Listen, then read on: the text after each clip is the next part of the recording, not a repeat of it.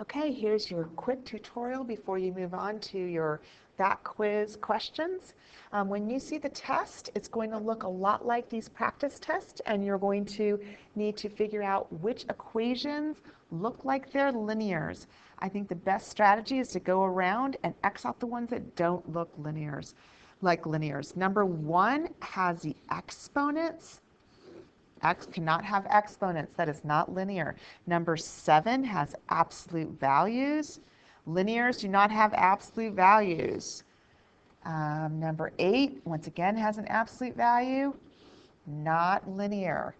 Number 9 has something interesting. It's a number raised to the x. X cannot be an exponent. That is not linear. That's exponential, actually. And number 6, we can't have x raised to a power. We can't have an exponent there. That is not linear. And so the rest of them are linear. Sometimes people will say, oh, Miss Overby, are you sure y equals -4 is linear? Yes, it is linear. It doesn't matter if there's not an x. Over here, that's linear, and that's linear. I'm going to go through these quickly because I want it to be a short tutorial, but when you're taking the test, I want you to slow it down. Take your time. Get it right the first time because you're going to have to do a lot of work before you qualify for a retake. So it's best to just get it right the first time when you take the test. Another type of problem that you're going to see on the test is you'll see graphs and you need to identify the rate of change. We know that we're going to find corner points. We see one there. That looks like a corner point. And one there. And then we're going to count. We know that slope is rise over run. So we're going to count how many we rise up. 1, 2, 3, 4, 5. That's a 5 for the rise. And how many we run over? 1, 2, 3, 4. We run over 4. So our slope so far is 5 over 4. But wait a second, we have to ask ourselves, is this a positive or negative slope? And the best way to make sure you have it right is to try to write your name, sign your name on this line. If I sign my name on this line, look where my signature is going. It's heading downhill. That means that this is a negative slope, and we need to tag that negative on.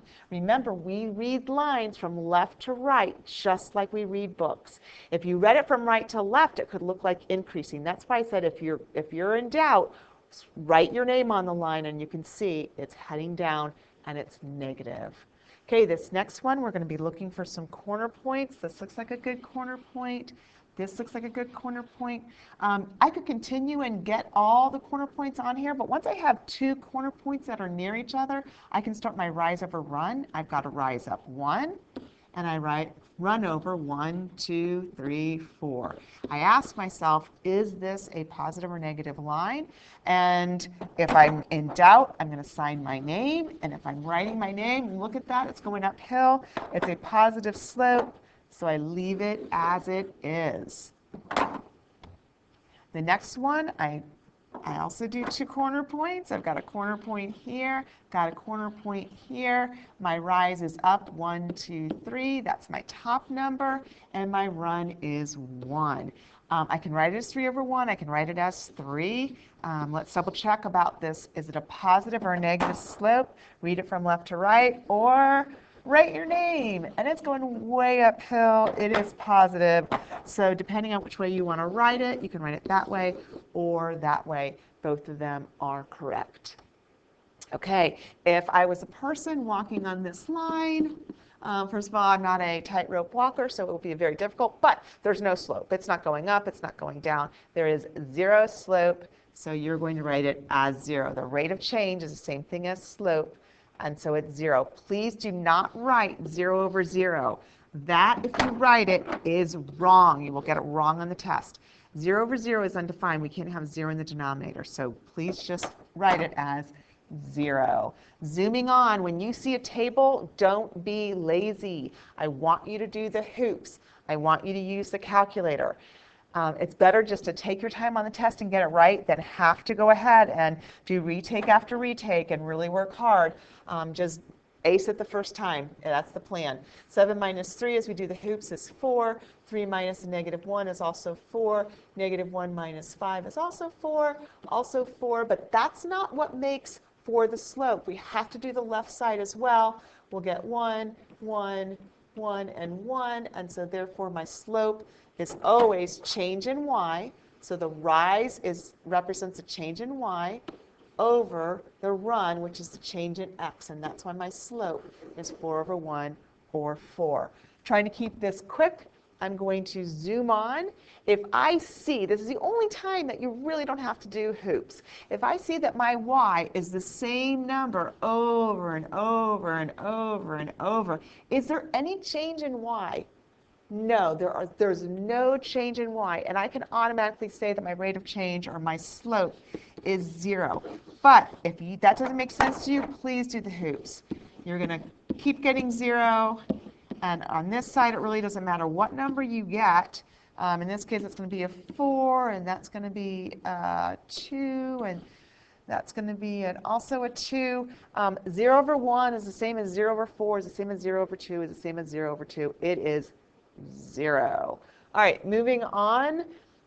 You're going to be tested over whether you know where the rate of change can be found in a line when it is in slope-intercept form. Slope-intercept form is y equals mx plus b form. We talked a lot in class about that the b matches up with the 2. This test is not going to ask us about our b, about our y-intercept. It's only going to ask us about the slope. And so whatever number comes before x, that is our slope. That is our rate of change. Rate of change and slope, same thing. Do I write 2x? No, I do not write 2x. Just 2 is a slope. Then something we didn't have in our practice test, you've got to decide whether the slope in this case, it's 2. Is it increasing, decreasing, or neither? Since 2 is positive, that means it's increasing. If it were negative, it would be decreasing. And if it were 0, it would be neither. So moving on, we see this. Yes, the rate of change is 1/3. Some people in class were afraid to write 1/3. They thought, well, maybe it should just be 1. No, 1/3 is the number that's in front of x. Is 1/3 positive? Yes. If it's positive, it is increasing. The next one, we see that we've got a -3 in front of our x. So the rate of change, the slope, is going to be -3. Since -3 is negative, that means it is decreasing. And we move on to the context. Let's be back, actually. If we had something, and I'm not sure if you're going to see this on the test, but wonder if we had y equals 4, and there's no x. If you had this, you could rewrite it as y equals 0x plus 4. These two equations are the same thing, and you could see that your slope or your rate of change would be 0, and that would be neither increasing or decreasing. It's just a flat line. Okay, you are going to see problems on the test where they're giving you a table. If they're giving you a table, do the hoops. I know that it's weird. If it bothers you to see uses, if you see words in a table, then just go ahead and cross through them. So what we're going to do is we're going to do our hoops. Here we go. 47 minus 3760. I don't have a calculator. Hold on a second. Okay, so 47. Should be able to do this in my head. I'm slowing us down. Sorry about that. All right, so 47 minus 3760 is 9.4, and 37.6 minus 18.8 is 18.8. If you look at this and go, wait a minute, those aren't the same, there's no slope, no. You got to stop yourself. You got to do the hoops on the other side. 5 minus 4 is 1. 4 minus 2 is 2. And so now we're going to look at, once again, slope is rise over run. It's also change in y over change in x. So the slope is, we could write it as this, or we could write it as this change in y is 18.8 over. If you put this into your calculator, 18.8 divided by 2, guess what you get? You get the 9.4. Our slope is 9.4. As soon as we see that we have a slope that our rise over run, our change in y over change in x, and our change in y over change in x is actually equal, then we say yes, it is linear because we have a constant rate of change. And so from there, we look to see what do they want us to figure out. They want us to figure out how much would a 3-use pass be. We're simply going to go back to the chart, and we're going to notice that a 2-use pass is equal to 1880. If our slope is 9.4, that means for every time you move down the table, we're going to add an additional 9.4. So if 2 uses cost 1880, then 3 uses is going to be 1880 plus 9.4. And what we're going to do is we get the 28.20. So your answer is 3 passes, a 3-use pass equals $28.20. But anytime you need to pause this, go for it. Okay, yes, it's a percentage problem, and we all know that percentages are not linear. Why? Because just like we talked about in class, linear word problems, either the tables go up by a certain value or they go down by a certain value. Either I do 10 more push-ups a day, or I may lose 1 pound a month. Each month, my weight would go down by 1 pound. If I was doing the push-ups, each day I could do 10 more. There are no surprises. Linear word problems are boring. There's no surprises. But percentages are not boring because they're always different. And so if we set up our chart, first of all, what we're going to write is no, percentages are not linear. But then we've got to show our proof by a table. So we're going to make our table, and we're going to say, you know, I shouldn't use X and Y. Let's go ahead and use something that could make sense. We've got months. So it's the end of the day. Let's see. We've got month, and we've got numbers of cars sold. So let's see. In the first month, the number of cars sold was 107. The second, here's the deal. If they said, hey, every month this automobile company sells 10 more cars, then this would be awesome. We'd be like, oh, great. Second month, it's 117. Third month, it's 127. That would be linear. But no, we've got to do a big mess to find out what to put in this spot. So what we're going to do is basically we take 107, we put it in our calculator, put 107 in our calculator, we hit the times button, then we're going to hit, it's 8%, so we'll put an 8 in there. Then we're going to hit the green button and the percent button, and then we'll hit enter. So we'll hit the percent button, we hit enter. Okay, what does this even mean? This means an additional 8.56 cars, which that's kind of crazy because you can't sell a 0.56 car.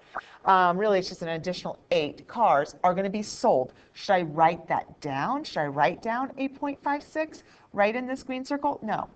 I've got to take the 107 and I've got to add the 8.56. So if our next step is 107 plus 8.56. And what's that going to give us? It'll give us the 115.56. I'm going to tell you something. That's enough for me. That's enough of a table. Get to the second month. We can see that clearly we are not going up by a constant number because our next number is going to look different, because our next number we're going to have to take the 115.56 times 8% and add that. So obviously, not linear, just show me this much and I'll understand that you understand. Okay, the next one, Hugo's got $75 in savings and he's working $25 per hour. He's working a job for $24 an hour at a soccer camp, which sounds like a great job. So let's see, we've got time and we've got money. So let's see, in the beginning, before he started working, Hugo already had $75, and every hour that he works, he's putting that $25 that he makes into his savings account. Does it say it? Yeah, it doesn't say it, but it implies it. And so if you're taking the test and you're having a question about what is it really saying, you're certainly welcome to ask me or Mr. Matchner about that. So after working an hour, he makes $25. That money gets thrown into his savings account. After 2 hours, he makes another, so that gets thrown in, et cetera, et cetera. Of course, as we're looking at this, we can see as we're moving down the chart, we're adding 25. So that is going to be our slope. We're going to go ahead, and even if we did our hoops, we would say our slope is 25. So yes, it's linear. Now it asks us to figure out how much he's going to have in savings after working for 12 hours. You can continue working on the table and just keep going on third hour, fourth hour, fifth hour, and a lot of you did that, and that's fine. You can do that. Or you can do a shortcut and you realize, okay, for 12 hours, every 12 hours, he's working he's working 12 hours, he's making $25 an hour, and so with that, he's making $300. That's going to be added to his original 75. Therefore, after 12 hours, he will have $375 in the bank. Good job, Hugo. By the way, I had a neighbor named Hugo. That's why I put him in. All right, here we go. This, you're going to have a problem where they give you information and you've got to make a table from it. We've got the grade and we've got, grade and number of students. And so with this one, we've got first grade 48, second grade 60, third grade 70. All right, let's do the hoops. 70 minus 60 is 10. 60 minus 48 is 12. 3 minus 2 is 1. 2 minus 1 is 1. Is this linear? I think not. Rise over run, or change of y over change of x. 10 over 1, change of y over change of x. 12 over 1. Are these two equal? No. No, no, no. This is not linear. Do we have any more left? We're done. Okay, go. Do the rest of the problems. Study hard. Your test is next class. You're going to do great. I'll see you then.